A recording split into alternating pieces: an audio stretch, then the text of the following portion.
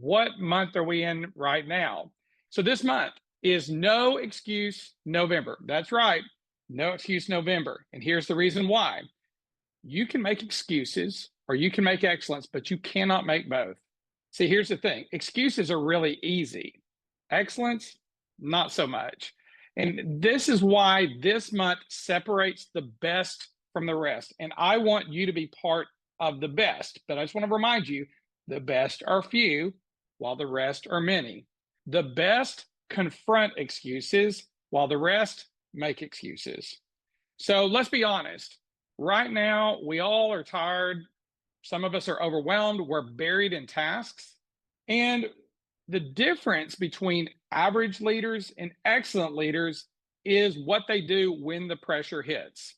So if you think about it, what is an excuse? And before we answer that question, let's just think about what excuses do. Excuses don't make you weak, they make you human. And here's the thing, everybody's got excuses. Even the best are confronted with excuses. But the difference between the average and the excellent, the mediocre and the excellent, is what they do when that pressure hits. So my question is, are you overcome by excuses or do you overcome excuses? Excuses don't make you weak. I think that's a really important thing that we all need to write down. Excuses do not make us weak. They do make us human. But here's the thing I want you to understand. Staying stuck in your excuses, that is a deliberate choice, and that is what makes you weak. We all have a decision to make. When excuses come, do we want to stay stuck or do we want to succeed and overcome those excuses and get out of them? So I hope that you'll join me in choosing to eliminate excuses, to confront excuses, to defeat excuses. So I'm going to give you a couple of things that I think are really important to help you defeat the almighty excuse in the month of No Excuse November. The first thing I think is really important is the very first thing that you do every day has the greatest impact on how you'll confront excuses. And that is what you put into your head. So the first hour of the day, I'm going to ask you this question. Are you filling your head with positivity and faith? I want you to consider this. Start your day with something that strengthens your mindset before the world fills it with excuses. I'm going to give you another term that means excuses: doubt. Doubt causes you to have excuses. But when you fill your mind with faith, doubt does not have as much room to exist. Step number 2, map out your week. And today I'm going to give you some strategies to make your week even more successful.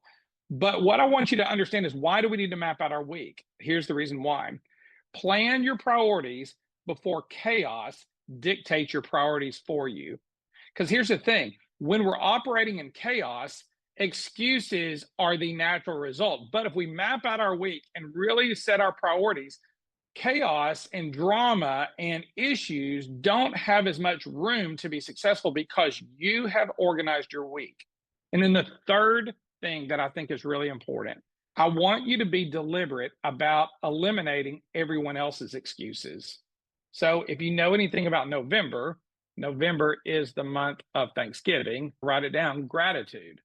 So I want you to use this month to flood your space, to flood your school, to flood your office, to flood your home with gratitude. Because here's the thing, gratitude and excuses cannot coexist in the same environment. When you are filling the school with gratitude, excuses fall away much faster. Where there's gratitude, there's growth. So this November, I want you to stop allowing the almighty excuse to explain why things can't be done. If you think about it, that's what an excuse does.